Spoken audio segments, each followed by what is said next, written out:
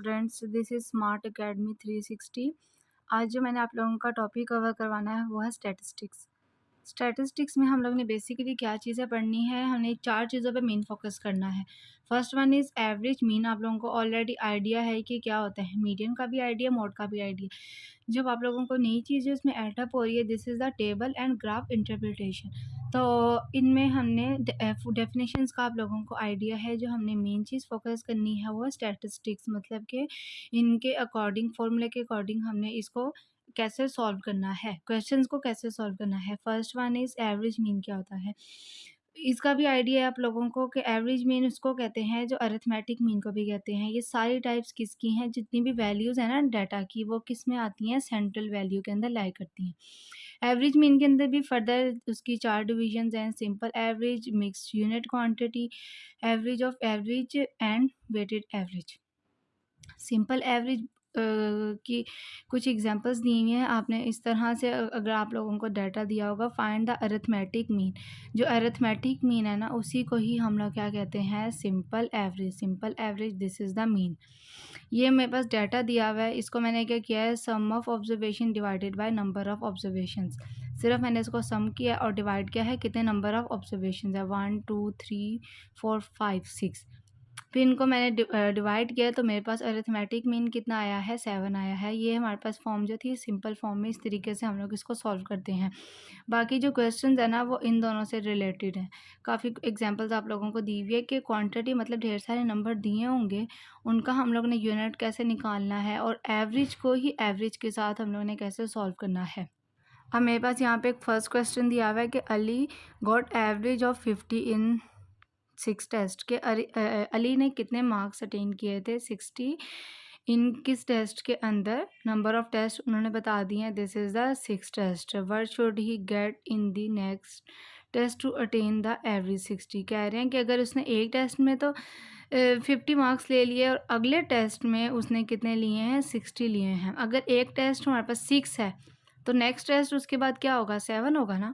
तो इसमें formula simple average का कौन सा लगेगा, sum of observation divided by number of observations. ठीक है, तो अब इसमें सिंपल और सिंपल, फर्स्ट टेस्ट हमें ऑलरेडी आइडिया था एवरेज का, एवरेज ऑलरेडी था 50, मैंने यहाँ पुट कर दिया, और नंबर ऑफ ऑब्जर्वेशंस मतलब उन्होंने टेस्ट बता दिया 6 टेस्ट। अब हमें सम नहीं पता कि डाटा कितना दिया हुआ है, वो नहीं हमें पता, तो मैंने इसको क्या करना है, क्रॉस मल्टीप्लिकेशन करवाऊंगी। 50 को मल्टीप्लाई किया 6 से तो मेरे पास कितना आ गया, फर्स्ट टेस्ट का जो सम आया है, दिस इज़ 300। नेक्स्ट टेस्ट हम अगर हमारे पास 6 थे तो अगले में हम ऐड कर सकते हो ना कि नेक्स्ट टेस्ट क्या हो जाएगा, 7 हो जाएगा। एवरेज मेरे पास नेक्स्ट में क्या है, 60 मैंने पुट किया इन दोनों की, अगेन क्रॉस मल्टीप्लिकेशन की तो मेरे पास सम कितना आया है, 420 सम आया। अब ये जो दोनों मेरे पास जो सम निकले हैं ना, 300 और 420, इन दोनों का मैंने एक्चुअल सम निकालना है, तो मैं इनको क्या कर दूंगी, दोनों सम को माइनस कर दूंगी। तो मेरे पास जो अब इसने टेस्ट में कितने मार्क्स अटेन किए हैं अली ने, वो आया है 120। ओके, तो हमारे पास अब जो नेक्स्ट क्वेश्चन है उसमें बताया हुआ है कि जो एवरेज इनकम फैमिली की है वो है 6 मेंबर्स। ठीक है, उसमें 6 मेंबर्स हैं और उनकी रुपीज़ कितनी है, 5000। Next income of 2। अब जब इनकी इनकम हमने डबल कर दी, वो रुपीज़ कितनी आई है, 12000। What is income of remaining 3%। अब बाकी जो 3 लोग रह जाएंगे फैमिली के, उनकी इनकम कितनी होगी। फॉर्मूला वही लगेगा एवरेज। अच्छा, तो हमारे पास फॉर्मूला लगेगा sum of observation divided by number of observation. First family का कितना था, 5000 था। मेंबर्स कितने थे, 6 मेंबर्स हैं, इनकी भी क्रॉस मल्टीप्लिकेशन की तो मेरे पास क्या आ गया, 30000। अगली मेंबर्स ऑफ फैमिली नहीं बताया हुआ, जस्ट उन्होंने यहाँ पे रुपीज़ बता दी कितनी है, 12000। अब ये जो दोनों मेरे पास वैल्यूज़ आई हैं, इन दोनों को जो मैंने माइनस किया तो मेरे पास थर्ड पर्सन की इनकम कितनी आई थी, वो मेरे पास आई है 18000। अगला क्वेश्चन है कि हमने एवरेज निकालनी है of X Y Z is and 40। ये एक मेरे पास इक्वेशन है, इज़ 10 मतलब किसके इक्वल है, ये 10 के इक्वल है। What is the average of X Y Z, X Y Z का एवरेज क्या निकलेगा। मैंने एक इसको इक्वेशन बना लिया, एक्स वाई जी 40 इक्वल किसके आ गया, 10 के। ठीक है, अब उसके बाद मैंने क्या किया है कि एक्स प्लस वाई प्लस जी प्लस 40। अब मैंने इनको यहाँ पे किस किस से मैंने अब इसमें ऐड अप कर दिया है, मैंने यहाँ पे ऐड अप कर दिया है प्लस प्लस का साइन। अब इक्वल किसके आ गया, ये 40 के। नंबर ऑफ ऑब्जर्वेशन 4 हैं, 1 2 3 4, इसलिए यहाँ पे मैंने 4 लगाया। Sum of observation divided by number of observation. Average हमने किसका निकालना है, एक्स वाई जी का। इन दोनों को मैंने क्या करूँगी 10 4 10 सा क्या हो जाएगा 40। इधर प्लस था उधर जाके माइनस में कन्वर्ट हो जाएगा, प्लस और माइनस दोनों कैंसिल आउट हुए तो इक्वल किसके आ गया, जीरो के इक्वल आ गया। तो मैं कह सकती हूँ कि मेरे पास जो एक्स वाई जी है वो किसके इक्वल आया है, जीरो के इक्वल आया है। या आग उसके बाद अगर आपने फर्दर सॉल्व करना है तो तीन हमारे पास नंबर ऑफ ऑब्जर्वेशन है ना, इन दोनों को आप 3 से डिवाइड कर दो तो तभी हमारे पास आंसर क्या आएगा, जीरो ही आएगा। तो यहाँ तक इनफ है क्वेश्चन। इसी से रिलेटेड ना average to average mix unit quantity, इसी से रिलेटेड आप लोगों को कुछ क्वेश्चंस करवा रही हूँ ताकि आइडिया हो जाए किस तरह से आते हैं, तो उसको सॉल्व कर किस पैटर्न से करना है। ये क्वेश्चन है कि एक मैन है, उसने 20 यूज लैपटॉप्स लिए जिसकी प्राइस क्या थी, $200 ईच। फिर 9 लैपटॉप्स थे, उसकी प्राइस कितनी थी, $300 ईच। इसी तरह 6 लैपटॉप की क्या प्राइस थी, जो डॉलर थे तकरीबन $100 थे। अब हमने इसमें एवरेज फाइंड आउट करना है पर लैपटॉप का। अब मैं क्या करूँगी, टोटल प्राइस ऑफ लैपटॉप वही number of observation divided by sum of observation divided by number of observation.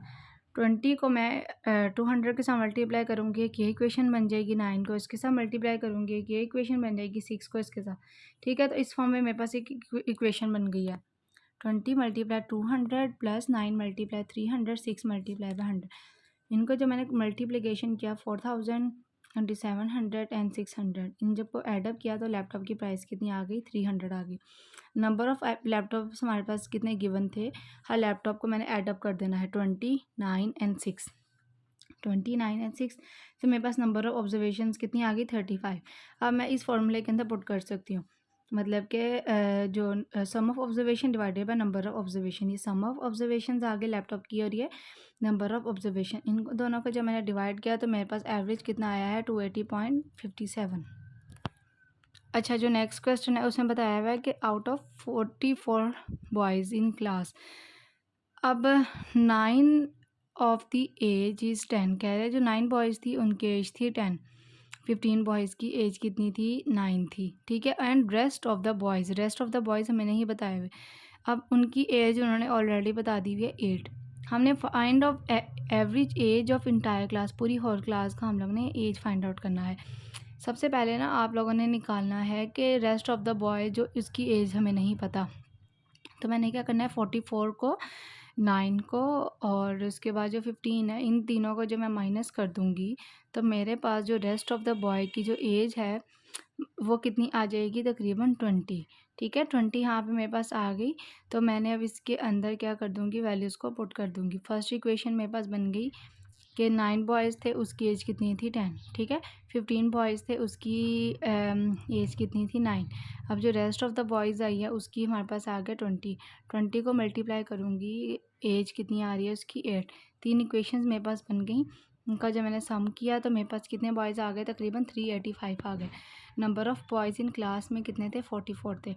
अब इनका एवरेज निकालूंगी, sum of observation divided by number of observation. Sum of observation number of observation को divide किया तो मेरे पास average निकल गया एंटायर क्लास का एज का 8.75। अच्छा, अब ये वाला क्वेश्चन जो है ना ये है वेट रिलेटेड। सबसे पहले ना आप लोगों को इक्वेशन गिवन होगी, आप लोगों ने इसको क्या करना है, तरतीब से लिखना है, ठीक है। जैसे अगर रीअरेंज करके लिखी हुई है, आपने उस इक्वेशन को सबसे किस फॉर्म में लिखना है, अरेंज करके। यहाँ पे हमने फाइंड आउट करना है वेटेड एवरेज। उन्होंने कहा है find the weight average of the data दी हुई है, इसकी हमने वेट एवरेज फाइंड आउट करना है। वेट एवरेज का फॉर्मूला क्या होता है, summation of weight of the terms divided by क्या है, टोटल वेट। ये क्या है, summation weight of the X किसको रिप्रेजेंट कर रहा है, this is terms over summation weight. अब क्या करना है कि हमारे पास अगर लेट्स सपोज अगर मेरे पास ये डाटा दिया हुआ है, इतना एक्सटेंसिव डाटा दिया हुआ है, मैं इसमें क्या करूँगी, देखूँगी 10 मेरे पास एक टाइम है, 12 मेरे पास एक टाइम है, 16 मेरे पास कितने टाइम्स आ रहा है, 4 टाइम्स आ रहा है, 20 मेरे पास आ रहा है 3 टाइम्स और 24 मेरे पास 1 टाइम आ रहा है। जितने जितने जितने टाइम्स रिपीटेड थे वो उसको मैंने उसके मुताबिक लिख देना है। 10 1 टाइम रिपीटेड था, जो 1 इधर रिप्रेजेंट कर रहा है, दिस इज़ वेट। ये जितने भी बाहर हैं ना, कितने टाइम्स रिपीटेड हैं, उसको हम कहेंगे वेट। अंदर वाली जितनी भी हैं उसको कहेंगे टर्म्स, मीन्स के एक्स।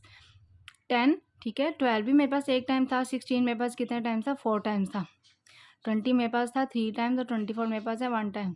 इनको जब मैंने ब्रैकेट्स के साथ मल्टीप्लाई किया, 10 12 4 16 ज़ा 64 3 20 ज़ा 60 24 1 ज़ा 24 एडअप किया तो मेरे पास इक्वेशन क्या। अच्छा ये जो 10 कहाँ से आया है, टोटल नंबर ऑफ ऑब्जर्वेशन 1 2 3 4 5 6 7 8 9 10, ठीक है। तो ये मेरे पास आया नंबर ऑफ ऑब्जर्वेशन को जब मैंने डिवाइड किया तो मेरे पास यहाँ पे क्या आ गया, दिस इज़ 17। तो वेट के अकॉर्डिंग हम लोग इस तरीके से क्वेश्चन सॉल्व करते हैं। यहाँ तक आप लोगों का ना जो मीन है ना उसका टॉपिक कवर होता है। अब नेक्स्ट पार्ट में आप लोगों को मैं बताती हूँ कि हमने मीडियन जो है इसको किस तरीके से सॉल्व करना है। डिस्कस करना है मीडियन का आप लोगों को फॉर्मूला पता है कि जो मिडल वैल्यू होती है ना डाटा के अंदर, तो वो किस फॉर्म में अरेंज होती है। सारी उसकी ऑब्जर्वेशंस को फर्स्टली हम लोग अरेंज करते हैं, मतलब कि जो डाटा दिया होता है ना उसको हमने अरेंज करना है असेंडिंग ऑर्डर में। असेंडिंग ऑर्डर किसको कहते हैं, जो कि छोटे से बड़े की तरफ हम लोग वैल्यूज़ को अरेंज करते हैं। लाइक ये डाटा दिया हुआ है 4 2 1 5 9। अब इसको मैंने असेंडिंग ऑर्डर में अरेंज करूँगी तो मैं इस सीक्वेंस में लिख सकती हूँ तरतीब से 1 2 4 5 9। अब इसमें मिडिल वैल्यू कौन सी मेरे पास आ रही है, मीडियन की आई है 4। अब हमारे पास ना एक इसमें नई चीज़ें ऐड हुई हैं, ऑड ऑब्जर्वेशंस कौन सी होती हैं और इवन ऑब्जर्वेशंस कौन सी होती हैं। ऑड ऑब्जर्वेशन के लिए आप लोगों ने ये फॉर्मूला याद रखना है n+1 divided by 2। Let's suppose अगर मेरे पास इसमें नंबर ऑफ ऑब्जर्वेशंस कितनी है 1 2 3 4 5, इसी डाटा के अकॉर्डिंग 5 नंबर ऑब्जर्वेशन प्लस 1 फॉर्मूले का था, डिवाइडेड बाय 2 ये भी फॉर्मूले का था। 5 + 1 क्या हो गया, 6 हो गया। इनको जब मैंने डिवाइड किया तो मेरे पास यहाँ पे क्या आ रहा है, दिस इज़ द 3, ठीक है। अब उसके बाद ये जो जितनी भी ऑड नंबर होंगी इवन नंबर होंगे, ये दोनों हमें क्या चीज़ बताती हैं, पोजीशन एक्चुअल बताती हैं जहाँ पे किस डाटा के अंदर आके वो लाई कर रही हैं। नंबर ऑफ पोजीशन शो करते हैं इन असेंडिंग डाटा के अंदर, एग्जैक्टली वैल्यू नहीं बताते, सिर्फ और सिर्फ ये क्या बताते हैं, पोजीशन। इसी तरह इवन नंबर का अगर मेरे पास ये डाटा दिया हुआ है तो इसमें मैंने सबसे पहले इसको अरेंज करके लिखूँगी। अगर ये मेरे पास ऑलरेडी अरेंज्ड है, अगर मेरे पास यहाँ पे 6 नंबर ऑफ ऑब्जर्वेशंस आ रही हैं 1 2 3 4 5 6, ठीक है। तो यहाँ पे भी 3 ऑब्जर्वेशंस आप लोग देख लो, यहाँ पे भी 3। तो हमने क्या करना है, जो मिडल 2 वैल्यूज़ है ना उनको हम लोग ने ले लेना है। तो ये क्या बनेगी, 6 + 7 डिवाइडेड बाय 2। तो ये मेरे पास क्या बन रहा है, इवन फॉर्म में बन रहा है।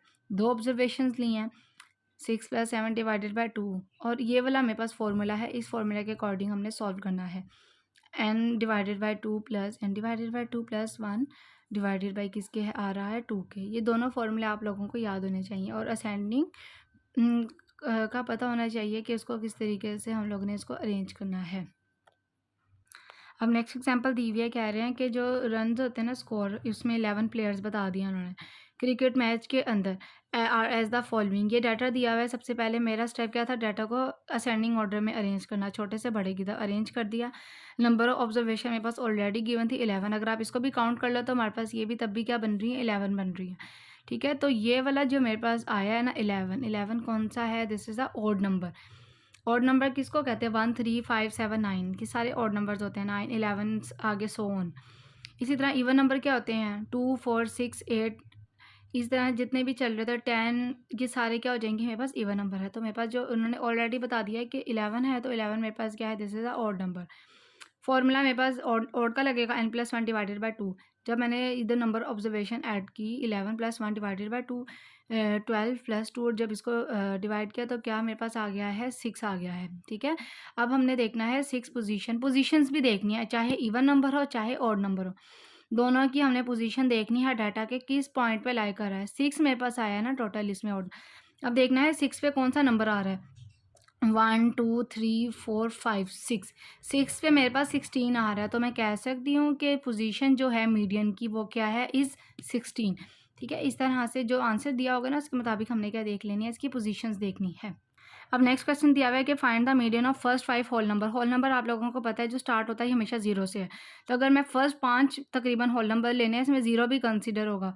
0 1 2 3 4, ये मेरे पास कितने बन गए, 5 क्या बन गए हैं, होल नंबर बन गए हैं, ठीक है। अब उसके बाद डाटा ऑलरेडी अरेंज्ड है, स्मॉलेस्ट से लार्जेस्ट की तरफ है, लेकिन अब जो डाटा जितना छोटा होता है ना उस पर कोई भी फॉर्मूला नहीं लगता। बस मैं इसमें बता दूंगी कि मेरे पास जो नंबर जो मीडियन है ना वो आ रहा है 2, यहाँ पे मेरे पास लाई कर रही है मीडियन, तो मेरे पास मीडियन क्या है, this is the 2। Ascending order के अंदर भी ऑलरेडी अरेंज था, तो इसमें सिर्फ एक सिंपल हमने बस बताना था कि होल नंबर क्या है और उसको किस तरीके से सॉल्व करके हमने मीडियन बताना था। अब नेक्स्ट है कि find the median for the data.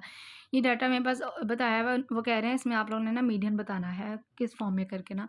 अब सबसे पहले इस डाटा को मैं क्या किस फॉर्म में करूँगी, हमेशा से मुझे पता है असेंडिंग ऑर्डर में। असेंडिंग ऑर्डर में जब मैंने अरेंज करके लिख लिया, मेरे पास तकरीबन कितने आ रहे हैं, इधर भी 3 आ रहे हैं, इधर भी 3 आ रहे हैं, तो मैं मिडल वाली 2 वैल्यूज़ को देख रही हूँ। ठीक है? अब इधर भी 3 है, इधर भी 3 है, हमने किसी एक स्पेसिफिक को टारगेट नहीं किया। तो मेरे पास 2 यहाँ पे मीडियन आ रहे हैं, 8 + 10 डिवाइडेड बाय 2, ये सीक्वेंस बन गया। अब इस सीक्वेंस में हम लोग कौन-सा फ़ॉर्मूला पुट करते थे? इवन का। अब उसके बाद मैंने 8 + 10 को जब मैं डिवाइड किया 2 से, तो मेरे पास यहाँ पे क्या आ रहा है, 9 आ रहा है। इसको देख के नहीं आपने कहना कि जो है ये इधर ऑड नंबर लगना चाहिए, इसके मुताबिक देखना है। जहाँ पे मेरे पास नंबर ऑफ वो सीक्वेंस के अंदर जब आ रहा होगा ना कि मीडियन कहाँ पे क्या आ रहा है, अगर एक मीडियन होता तो फिर हम कह सकते थे यहाँ पे ऑड नंबर लगेगा, लेकिन यहाँ पे मेरे पास क्या थे, 2 मीडियन थे। अच्छा, तो मेरे पास इवन नंबर का फ़ॉर्मूला आप लोगों को पता है। नंबर ऑफ़ ऑब्ज़र्वेशंस मेरे पास कितनी थी, उनकी जब मैंने काउंट की तो मेरे पास नंबर ऑफ़ ऑब्ज़र्वेशंस कितनी आ रही थी, 1 2 3 4 5 6 नंबर ऑफ़ ऑब्ज़र्वेशंस मेरे पास है। फ़ॉर्मूले के अंदर मैंने सिर्फ एन में क्या करना है, 6 पुट करते जाना है, नंबर ऑफ़ ऑब्ज़र्वेशंस। जब मैंने इनको कट किया तो मेरे पास क्या आंसर आ रहा है, तकरीबन 3.5। अब मैंने 3.5 देखना है वो किस पोज़ीशन पे लाई कर रहा है। 3.5 मेरे पास अब जब आया, अकॉर्डिंग टू दिस मेरे पास नंबर ऑफ़ ऑब्ज़र्वेशंस कितनी थी, 1 2 3 4 5 6। मेरे पास आंसर क्या आ रहा है, 3.5 आ रहा है ना। 1 इधर आएगा, 1.5 2 2.5 3 3.5 4 4.5 5 5.5 6 एंड सो ऑन। तो मेरे पास 3.5 8 और 10 के दरमियान में आ रहा है, तो इस पोजीशन पे लाई कर रहा है। ठीक है, तो इसीलिए इन दोनों को हम कहेंगे this is the median for the middle value of data. Question है कि 8 स्टूडेंट्स हैं, उनका डाटा ये है, तो यहाँ पे आपने फाइंड क्या करना है, मीडियन। सबसे पहले आपने असेंडिंग ऑर्डर में इसको अरेंज करना है। फिर उसके बाद देखना है कितने नंबर ऑफ ऑब्जर्वेशन है, 1 2 3 4 5 6 7 8 हैं। 8 नंबर ऑब्जर्वेशन हैं, 3 इधर हैं, ठीक है, 4 इधर हैं, और क्या है, 4 इधर हैं, 4 इधर हैं, 4 इधर हैं, तो मिड वाला कोई नहीं आ रहा, तो हम मिडल 2 वैल्यूज़ ले लेंगे। 54 जब मैंने प्लस किया तो मेरे पास, और जब डिवाइड किया तो आया 54 मीडियन। तो इसके मुताबिक मुझे पता चला कि मेरे पास कौन सा फार्मूला पुट होगा, ईवन का फार्मूला होगा। ईवन का फार्मूला जब आप लोगों को पता होगा, इस तरीके से पुट करना है। नंबर ऑफ ऑब्जर्वेशंस का भी आइडिया है। फर्स्टली क्या करते हैं, असेंडिंग ऑर्डर फॉर्म में लिखते हैं, फिर हम देखते हैं मिडल वैल्यू ऑफ मीडियन की, वो भी देख ली। फिर थर्डली हम क्या देखते हैं, नंबर ऑफ ऑब्जर्वेशंस कितनी आती हैं, वो भी देख ली। फिर फोर्थ में हम लोग फार्मूला पुट करते हैं कौन सा लगेगा। नंबर ऑफ ऑब्जर्वेशंस यहाँ पे 8 थे, सिर्फ मैंने एन की जगह 8 को पुट किया है, तो मेरे पास यहाँ पे आई है 4.5 इन पोजीशन। हम 5 स्टेप में क्या करते हैं, इसकी पोजीशन देखते हैं, किस पोजीशन में मेरे पास ये लाई कर रहा है। 1 1.5 2 2.5 3 3.5 4 4.5 इस जगह पे आके मेरे पास लाई कर रहा है इसकी पोजीशन। तो कह सकती है ना, मेरे पास ये दोनों क्या है, मीडियन। अगेन बता रही हूँ, हम इसमें 5 चीज़ें देखते हैं। असेंडिंग ऑर्डर, मीडियन देखते हैं, इसकी मिडल वैल्यू क्या आ रही है, फिर नंबर ऑफ ऑब्जर्वेशंस देखते हैं, फार्मूला कौन सा पुट होगा, फार्मूले के बाद जो पोजीशन आती है उसके मुताबिक देखते हैं कि क्या मेरे पास मीडियन आया है। ठीक है, यहाँ तक मेरे पास ना मीडियन के टॉपिक खत्म हो रहे थे। अब नेक्स्ट मेरे पास क्या आ रहा है, मोड। मोड को किस तरीके से डिफाइन करते हैं, उसको मोड कहते हैं जो एक मैक्सिमम वैल्यू या मोस्ट रिपीटेड वैल्यू या मोस्ट फ्रीक्वेंट वैल्यू, तीनों का मतलब सेम ही है, उसको हम कहते हैं मोड। इस फॉर्म में दिया होगा तो इसमें जितने number of mode power repeated होंगे, इसके अंदर मेरे पास क्या मोड आ रहा है, 4 आ रहा है। अब उसके बाद इसकी कुछ टाइप्स भी हैं, bimodal, trimodal, multimodal. Bimodal जिसमें 2, ट्राई मॉडल जिसमें 3 मॉडल होते हैं, मल्टी मॉडल जिसमें मैनी मॉडल होते हैं। बाय मॉडल में क्या होगा, ये मेरे पास एक डाटा दिया हुआ है, इसमें देखूंगी कि जो 2 और 2 मेरे पास 2 दफ़ा टाइम रिपीटेड है, और जो 4 है मेरे पास वो भी 2 टाइम्स रिपीटेड है। इसको कह सकते हैं this is the bimodal. Trimodal में क्या है, 2 भी मेरे पास 3 टाइम रिपीटेड है, 4 भी मेरे पास 3 टाइम रिपीटेड है, तो इसको कह सकते हैं ये 2 मेरे पास मोड निकले। अब मल्टी मॉडल में जिसमें 3 या 3 से ज़्यादा होंगे या मैनी भी हो सकते हैं। ठीक है, एक ये मॉडल हुआ, और एक 2 मेरे पास 4 टाइम रिपीटेड है, 4 मेरे पास कितने टाइम रिपीटेड है, 4 टाइम। तो इन दोनों को हम क्या कहेंगे, this is the multi modal. अब सबसे पहले एग्जाम्पल मेरे पास दी है, find the mode of the given data. ये डाटा दिया हुआ है, इसमें सबसे पहले मैंने मोड देखना है कौन सा मैक्सिमम रिपीटेड वैल्यू है। तो इसमें 15 जो है ना ज़्यादा टाइम्स रिपीटेड है, ना कि हमारे पास 27 है, या हमारे पास क्या है कि 3 ज़्यादा टाइम रिपीटेड है। 15 था तो इसलिए मैंने 15 लिख दिया। इनकेस अगर यहाँ पे 27 भी 3 टाइम्स होता है और 15 भी 3 टाइम्स होता, तो हम इसको कह सकते थे हमारे पास 2 मोड आ रहे हैं, 15 और 17, 2 मोड्स आ गए।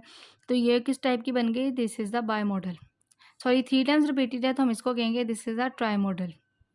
आप लोगों ने याद रखना है कि मोड एक मोड के अंदर सिर्फ फार्मूला पुट नहीं होता, बाकी जितने भी है ना, मीन हो गया, मीडियन हो गया, अब में क्या आएगा, फार्मूले के साथ हम लोग सॉल्व करते हैं ना। एक मेरे पास इनकेस ये डाटा दिया हुआ है, इसमें मेरे पास अगर कुछ भी नहीं पता चल रहा, 3 भी 1 है, 6 भी 1 है, 9 भी 1 है, 16 27 सब क्या है 1 इसकी क्या है डाटा है।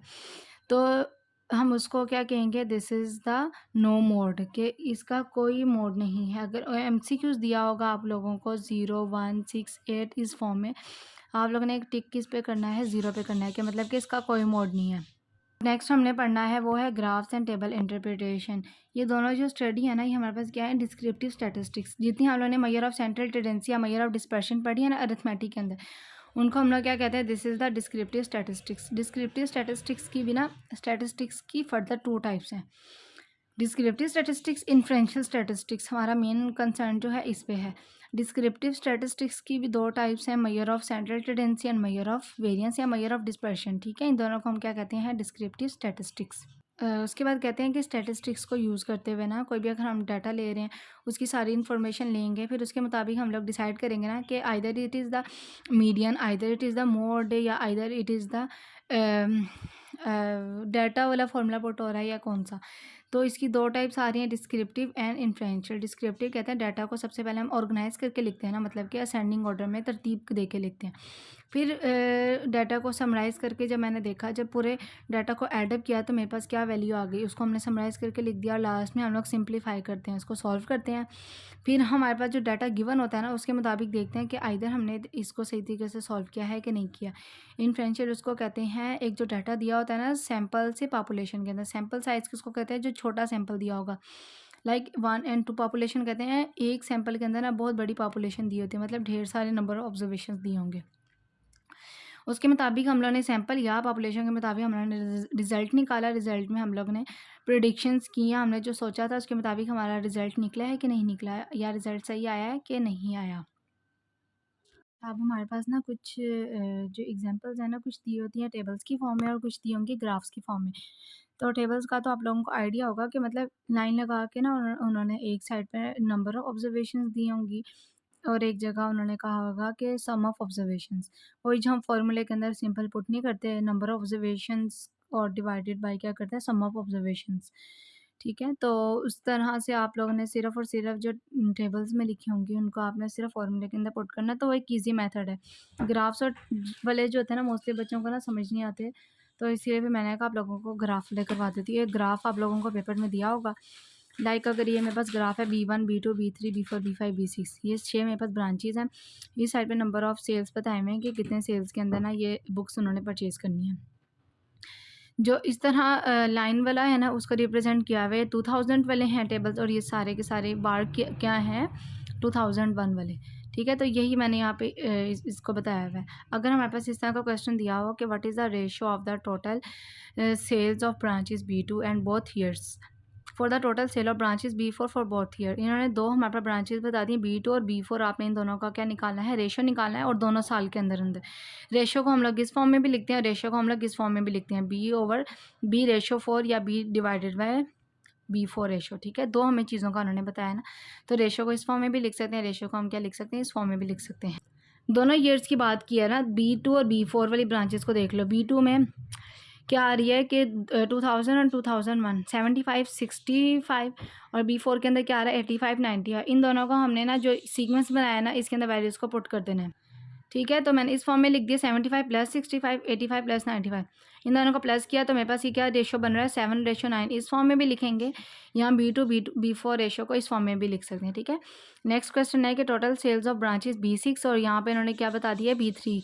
2 चीज़ों का उन्होंने कहा है, और यहाँ पे भी दोनों ईयर्स की बात कर रहे हैं, लेकिन यहाँ पे हमने क्या एक्चुअल फाइंड आउट करना है, परसेंट फाइंड आउट करना है। परसेंट का आप लोगों को पता है, जब हम क्या करते हैं परसेंट को सॉल्व करते हैं, मल्टीप्लाई कर देते हैं 100 के साथ। B6 और B3 को इस फॉर्म में भी लिख सकते हैं या इस फॉर्म में भी लिख सकते हैं। इन्होंने B6 और B3 की वैल्यूज़ बताई हुई हैं। अगेन ग्राफ में जाके ना हम लोग क्या देखेंगे, इसकी वैल्यूज़ देख। B6 की वैल्यू मेरे पास क्या है 70 80, एंड जो है 3 की वैल्यू मेरे पास क्या आ रही है 95 एंड 110, ठीक है। एक जगह मैंने B6 की वैल्यू लिख दी, मेरे पास 150 आ गया। B9 की वैल्यू मेरे पास आ गई 205। इन दोनों को एडअप किया और मल्टीप्लाई इसलिए कर रहे हैं क्योंकि हमने आंसर जो है परसेंटेज में निकालना है। वैल्यूज़ पुट की और मेरे पास आंसर क्या आ गया 73.17%। क्वेश्चन एक लास्ट क्वेश्चन भी सॉल्व कर लेते हैं। अब इसमें अगेन हम क्या करेंगे, इन्होंने कहा है कि what is the average. Complete आपने एवरेज निकालना है जितनी भी ब्रांचेस दी हुई हैं ना उन सबका। सिर्फ और सिर्फ आपने ईयर क्या निकालना है, 2000 ईयर का निकालना है। मतलब कि अगर हम इसमें इन सब ब्रांचेस को ऐड अप करेंगे, ठीक है, B1 B2 B3 B4 B5 B6, ये टोटल नंबर ऑफ ब्रांचेस कितनी है 6, ठीक है। तो अब इसके मुताबिक मैंने सिर्फ और सिर्फ जो 2000 वाली वैल्यूज़ है ना, मैंने सिर्फ उनको लेना है जितनी भी आ रही हैं, 80 75 95 85 75 एंड 70। अब मेरे पास नंबर ऑफ ऑब्जर्वेशंस कितनी आ रही थी ब्रांचेस की, 6 आ रही थी, और ये सारी 2000 की लिए हैं मैंने वैल्यूज़। 80 75 95 85 75 एंड 17 सबको मैंने जब एडअप किया 480 डिवाइडेड बाय 6, तो मेरे पास एवरेज एक्चुअल क्या आ गया 80। इस तरह के क्वेश्चन आते हैं आप लोगों को सॉल्व करने के लिए ना, कि ग्राफ्स वाले आ जाएँ तो उसको किस तरीके से सॉल्व करना है, और वो वाले आ जाएँ तो आपने इसको किस तरीके से सॉल्व करना है, टेबल्स वाले। यहाँ तक हमारा टॉपिक सारा कंप्लीट होता है, जो हम लोग चीज़ें पढ़ चुके हैं इसमें। यहाँ तक सारा आप लोगों को ना स्टैटिस्टिक्स का बता दिया है, ये भी डिस्कस कर लिया है हम लोगों ने, एवरेज मीन मीडियन भी डिस्कस कर लिया, मोड भी and table and graph interpretation. इसी तरह से रिलेटेड आप लोगों को क्वेश्चंस आ सकते हैं। तो काफ़ी एग्जांपल्स करवा दिए आप लोगों को, आई होप कि आप लोगों को समझ आ गई हैं। तो इसमें से आप लोगों के ना 3 मैक्सिमम MCQs आप लोगों के आएंगे। अब नेक्स्ट जो हमने टॉपिक स्टार्ट करना है वो स्टार्ट करना है इक्वेशंस।